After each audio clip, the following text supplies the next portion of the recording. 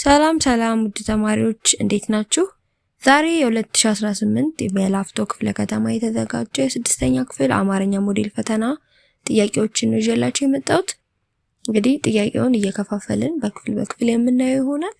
ቀላል በሆነ መንገድ አስረዳችኋለሁ። እንግዲህ አማርኛ ፈተና ብዙ አይከብድም፣ ግን ያው ቃላትን ማወቅ አለባችሁ። ብዙ ጊዜ ቃላትን ካላወቃችሁ ትርጉም ነው የሚመጡት። በአብዛኛው ተመሳሳይ ተቃራኒ ፍቺ ስለሆነ እሱን ማወቅ አለባችሁ። እና ፈተናዎችን ጥያቄዎችን በሰራችሁ ቁጥር ደግሞ ቃላቶችን ያወቃችሁ ትሄዳላችሁ። ሊትራሊ ዝም ብሎ ቃሉን ከመሸምደድ በጥያቄ ውስጥ መሸምደድ በጣም የተሻለ ስለሆነ ማለት ነው። እንግዲህ ዛሬ ክፍል 1 እንይዤላችሁ የመጣሁት። ወደ ጥያቄው ከመሄዳችን በፊት እንደተለመደው ቪዲዮ ላይክ ያድርጉ። ላይክ ማድረግ ለቻናሉ በጣም ጥቅም አለውና እናንተ ካያችሁ በኋላ ላይክ አድርጉት፣ ምንም አይጎዳችሁም። እና ለሌሎች ሰዎች ሼር አድርጉ። ሰብስክራይብ ያላደረጋችሁ ሰብስክራይብ አድርጉ። ወደ ጥያቄው እንሄዳለን። የመጀመሪያው ምንባብ ነው። ምንባቡን አንብቦ ምን ማድረግ ነው? መስራት። ስለዚህ ምንባቡን ፖዝ አድርጉት ቪዲዮንና ከዛ አንብቡት። ስታነቡት መልሱን ታገኙታላችሁ። እሺ፣ ካነበባችሁት በኋላ ከዛ ታስጀምሩትና ቪዲዮን አብረን ጥያቄውን እንሰራለን ማለት ነው። ምክንያቱም እኔ አሁን ባነበው ምንም አይጠቅማችሁ። እናንተ አንብባችሁ መስራትን ስለሆነ መለማመድ ያለባችሁ። ፖዝ አድርጉትና አንብቡት ጥያቄውን ማለት ነው። ማነው ፖዝ አድርጉትና ምንባቡን አንብቡት። አሁን ወደ አንደኛው ጥያቄ እንሄዳለን። አንደኛው በመጀመሪያው አንቀጽ ውስጥ ጦሩ ያልተነካበት ጄነራል ማን ነው?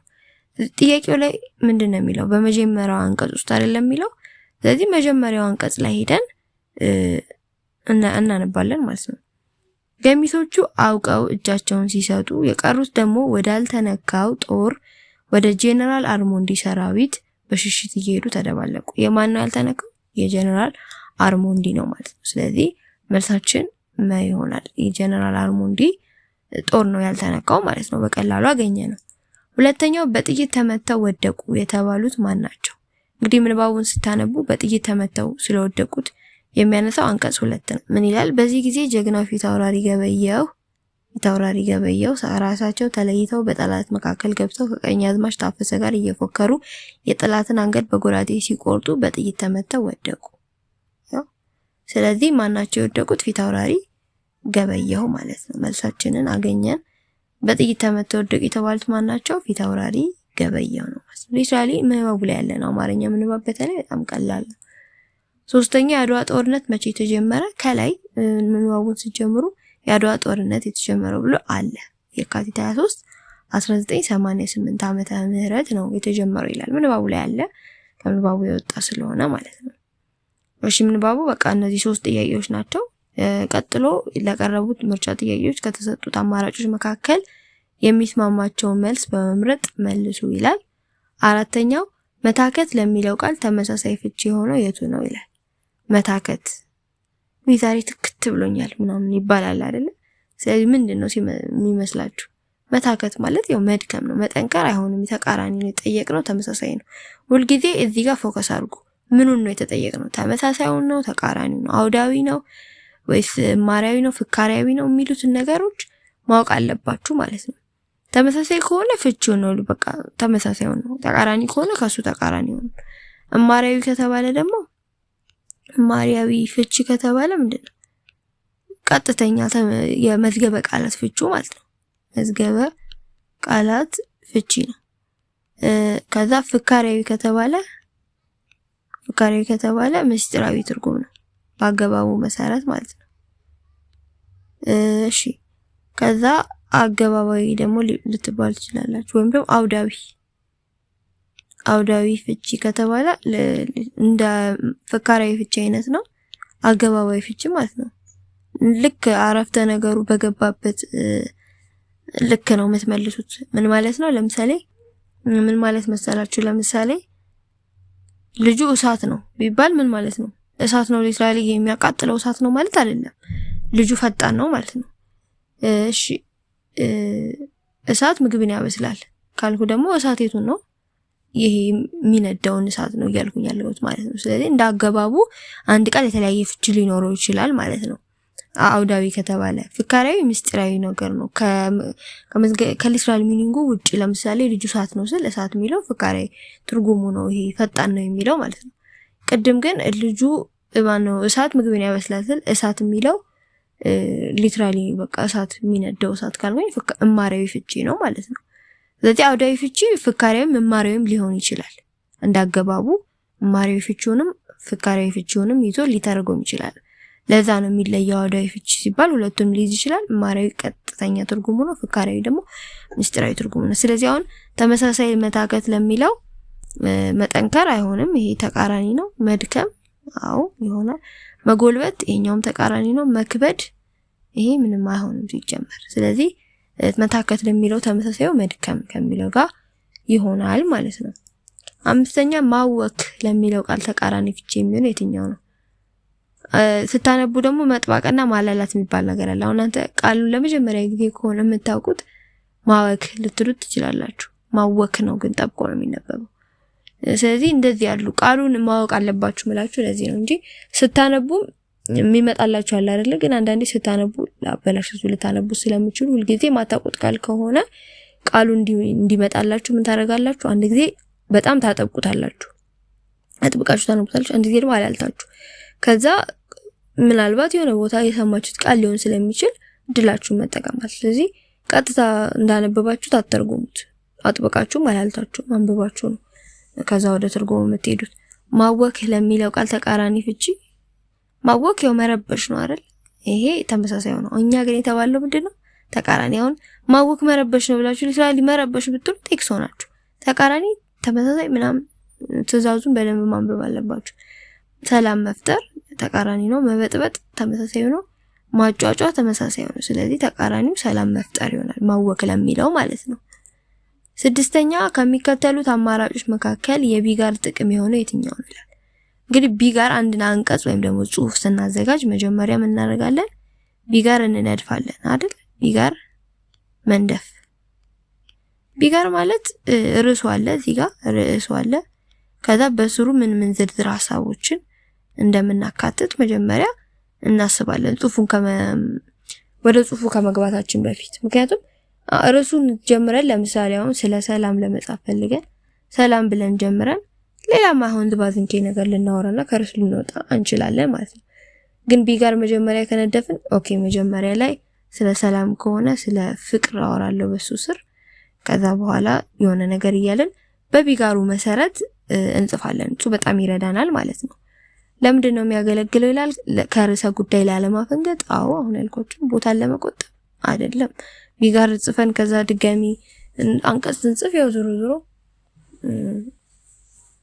ቦታ መፈጀቱ አልቀርም። ከቦታ አንፃር አይደለም፣ በተደጋጋሚ ሐሳብን ለማንሳት አይደለም። ደግሞ ተደጋጋሚ ሐሳብን ላለማንሳት ነው እንጂ ቢጋር የሚያስፈልገው አንድን ሐሳብ ጠቅሰን ድጋሚ ሌላ እንጂ ተደጋጋሚ አንዳንዴ የጻፍነው ነገር ድጋሚ ልንጽፈው እንችላለን ቢጋር ካልነደፍን ማለት ነው። ርዕሰ ጉዳይን ለመምረጥ አይደለም፣ ቢጋርን መጀመሪያ ለመንደፍ ርዕስ መምረጥ ግድ ነው። ስለዚህ ቢጋር ምንም ከርዕሰ ጉዳይ ጋር የሚያገናኘው ነገር የለም። የቢጋር ጥቅም የሆነው ከርዕሰ ጉዳይ ላለማፈንገጥ ነው የሚሆነው ማለት ነው። ሀ ነው መልሱ። ሰባተኛው ትልቁ አንበሳ ሚዳቋዋን በላት። በዚህ አረፍተ ነገር ውስጥ ተሳቢ ሆኖ ዳሽ ነው። ብዙ ጊዜ ማንን ወይም ምንን ብለን ስንጠይቅ የምናገኘው መልስ ነው ተሳቢ። ማንን ወይም ደግሞ ምንን ብላችሁ ጠይቁ አረፍተ ነገር ውስጥ፣ ከዛ የምታገኙት መልስ ነው ተሳቢ። ለምሳሌ ትልቁ አንበሳ ሚዳቋዋን በላት አይደል? አንበሳ ማንን በላ ወይም ደግሞ አንበሳ ምንን በላ ብለን ስንጠይቅ ማን ይሆናል? ሚዳቋዋን የሚል መልስ እናገኛለን ማለት ነው። ስለዚህ ተሳቢው ማን ሆነ? ሚዳቋዋን። ተሳቢ ፈልጉ ስትባሉ ማንን ወይም ምንን ብላችሁ ጠይቁት አረፍተ ነገሩን፣ ከዛ ታገኛላችሁ ማለት ነው። ማንን ነው ግን የበላት? ሚዳቋዋን። ስለዚህ ተሳቢው ሀ ነው። አንበሳ ስም ነው ወይም ደግሞ ባለቤት ነው ያረፍተ ነገሩ። በላት ደግሞ ግስ ነው። ይሄ ግስ ነው። ትልቁ ቅጽል ነው። ስምን የሚገልጽ ምን ይባላል? የስም ገላጭ ወይም ቅጽል እንለዋለን። ስለዚህ ሚዳቋ የሚለው ተሳቢ ይሆናል ማለት ነው። መልሳችን ሀ ነው። ስምንተኛ የልጁ ድምጽ ቅላጼ በጣም ያምራል። በዚህ አረፍተ ነገር ውስጥ የተሰመረበት ቃል ምንን ይገልጻል ይላል? የልጁ ድምጽ ቅላጼ። አሁን ብዙ ጊዜ አይዶል አለ አይደለ? ይሄ የዘፋኞች ምናምን የሚወዳደሩበት እዛ ላይ ቅላጼ በጣም ያምራል ምናምን ይባላል አይደል አስተያየት ሲሰጡ ዳኞች። ስለዚህ ቅላጼ ምንድነው ሞሮፍ ከዜማ ጋር የተገናኘ ነገር እንደሆነ አወቀን ማለት ነው። ስለዚህ እሱንም ማስታወስ በቃ ፈተና ላይ አዳዲስ ነገር ሲመጣባችሁ ማሰብ ነው። ከዚህ ሰምቼው አውቃለሁ እንዴ እስቲ ምን ላይ ሰምቼዋለሁ ብለ ተረጋግታችሁ። ግን ያልተረጋጋ ሰው ግን ይሄንን ነገር ማድረግ አይችልም። ተረጋግታችሁ ግን ጊዜውም ይበቃል፣ ጥያቄውንም በስነ ስርዓት ትሰሩታላችሁ። ስለዚህ ቅላጼ ቁጣን አይደለም የሚገልጸው ዜማን ነው የሚገልጸው። ሻካራነትን ኮልታፋነትን አይደለም። የልጁ ድምጽ ቅላጼ በጣም ያምራል፣ ዜማን ነው የሚገልጽልን ማለት ነው። ዘጠነኛ ከሚከተሉት መካከል ጉልበት የሚለው ቃል በተለየ አውድ የገባው በየትኛው አረፍተ ነገር? አያችሁት? አውድ አገባብ ነው ብያችኋለሁ። በተለየ አገባብ የገባው የትኛው ላይ ነው ጉልበት የሚለው? በጉልበት የተመሰረተ ጋብቻ መሰረት አልባ ይሆናል። እዚህ ጋር ምን አይነት ትርጉም ነው ያለው? በጉልበት በቃ በግድ ማለት ነው። በግድ የሚል ትርጉም አለው። በግድ በልምምድ የሚወጣ ጉልበት አሸናፊ ያደርጋል። አመሩሃ በጉልበቱ ተንበርክኮ ተማጽኖውን ገለጸ። የእውቀት ማነስ ያለበት ሰው በጉልበቱ ይመካል። ስለዚህ ሁሉም ሀ ለና መ ምንድናቸው? ጉልበትን ከተለየ አውድ ነው ማለት ይሄ ጉልበት ሰውነታችን ላይ ያለው ጉልበት የሚባል አካል ክፍል አለ አይደል? ስለሱ ሳይሆን የሚያወሩት ስለ ሰው ስላለው ጥንካሬ በግድ ወይም ደግሞ በጥንካሬው ላይ ተመስርቶ ስለሚያደርገው ነገር ነው፣ ወይም ስለሚያወጣው ጥንካሬ ነው የሚያወራን።